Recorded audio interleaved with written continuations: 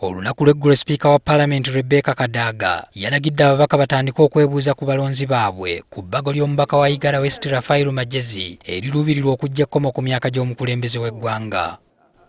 Wabula ekibadde kyebuuzibwa z'ensimbi bano ze balina okukozesa ne wa gye zigenda okuva. NTV ekitegeddeko nti buli mubaka agenda kuweebwa ensimbi obukadde 20 okwebuuza ku balonzi mu bbanga lya wiiki 2. Ensonda zitutegeezezza nti ensimbi zino zaakuva ku mbalirira ya palamenti era nga zaakusalibwa ku ntambula z'ababaka munda n'ebweru w'eggwanga. Palamenti kati erimu ababaka bakunukkiriza 405 era ng'ensimbi ezisoba mu 9,000 ze zigenda okusaasaanyizibwa. NTV bweyogeddeko n'omu ku bakamishona ba Palamenti Peter Ogwang ategeezezza nga Palamenti bweyinza n'okusaba ensimbi ez'ennyongereza okuwa ababaka. It was unforeseen activity. And you know very well that if I ask you on a matter of supplementary, this is one of the activities which has been unforeseen. Now that it is seen, where do you expect us to get the money from?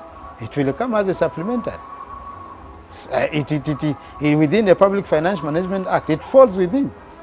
And as far as I'm also concerned, it remains within the 3% of the government, which government is allowed to spend. Then they come for parliamentary approval. Ogwanga era akkaatirizza n'omugaso gw'okwebuuza ku bannayuganda. So as a commission, what we have requested, because it is a demand of the people, first of all, of Uganda, that all members of parliament must go and consult. Religious leaders said, people you MPs, don't take that matter as your personal matter. Even when the constitution says it is a clause which we can amend as members of parliament.